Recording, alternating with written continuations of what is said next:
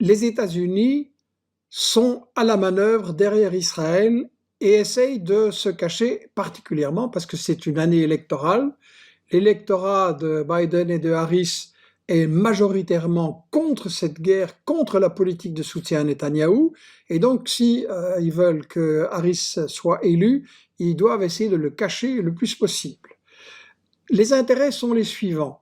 Mais le Moyen-Orient, les Palestiniens n'auraient aucun problème s'il n'y avait pas du pétrole et du gaz. C'est exactement pour ça que les Britanniques ont décidé d'installer, ils l'ont dit d'ailleurs, ont décidé d'installer une colonie israélienne en Palestine, qui est exactement le carrefour de l'Est et de l'Ouest du monde arabe et musulman, qui est le carrefour pour contrôler le canal de Suez en Égypte, qui est la route qui était au départ la route vers l'Inde pour les Britanniques, c'est leur grande colonie qui leur apportait beaucoup, et qui est maintenant la route vers le pétrole et le gaz, et aussi la route pour amener tout ça vers l'Inde, la Chine, l'Asie, etc., les grands marchés qui ont besoin de cette énergie. Donc, on ne peut pas comprendre ce qui se passe en Palestine et dans la région si on cache le pétrole et le gaz. Alors, la question du pétrole et du gaz, c'est qui va la contrôler? À qui ça va profiter? Pendant des décennies, ça a profité à Exxon, Chevron, Shell, BP et des firmes comme ça, qui ont accumulé des fortunes colossales pendant que les Arabes restaient pauvres, dans la misère. Promenez-vous dans les rues du Caire pour voir, vous verrez bien, c'est terrible. Il y a trop peu d'emplois, il y a trop peu d'économies, et il faudrait faire avec le pétrole et le gaz, comme Chavez a voulu faire au Venezuela, comme Evo Morales en Bolivie. Il faut que ce soit nationalisé, soit ils payent des taxes sérieuses et les revenus profitent à la population pour la santé, pour l'éducation, pour l'enseignement, pour donner des emplois, créer des économies, etc.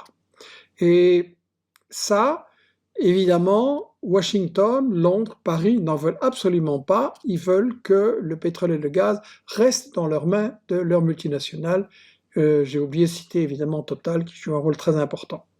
Et donc, il y a au Moyen-Orient des valets, des laquais qui obéissent à ça. Les Saouds, ils ont été placés au pouvoir par les Britanniques alors qu'ils étaient minoritaires et détestés, justement pour être le concierge du pétrole qui fournissait très gentiment et pour rien du tout le pétrole aux Britanniques et puis aux États-Unis. Les Émirats arabes sont du même tonneau et donc face à ça, vous avez ce qu'on appelle un axe de résistance qui comprend le Hamas en Palestine, le FPLP et les autres organisations aussi en Palestine, qui comprend le Hezbollah au Liban, qui comprend la Syrie, l'Iran, les mouvements de résistance en Irak, au Yémen aussi, et donc tout cet axe de la résistance, quel est l'objectif fondamental des États-Unis quand ils lancent le petit chien Netanyahou à l'assaut des Palestiniens et puis maintenant des autres pays, des autres voisins?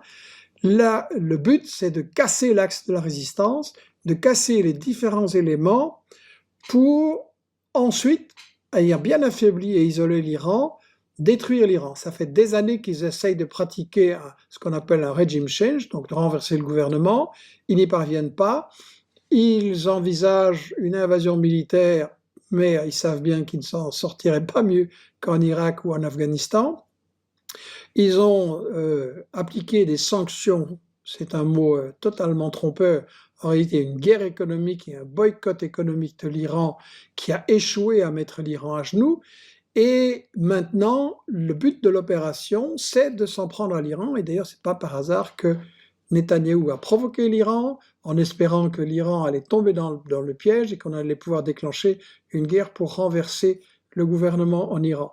Et l'Iran, c'est pas l'Iran tout seul. En réalité, ceux qui me suivent depuis un petit temps savent que les États-Unis ont expliqué avec Brzezinski qu'il fallait absolument contrôler l'Eurasie, c'est-à-dire le continent Europe-Asie, parce que l'Asie, c'est le principal terrain du développement économique du XXIe siècle. Et là, il faut empêcher, Brzezinski l'avait expliqué très clairement, une alliance entre les trois grands pions, la Chine, la Russie et l'Iran.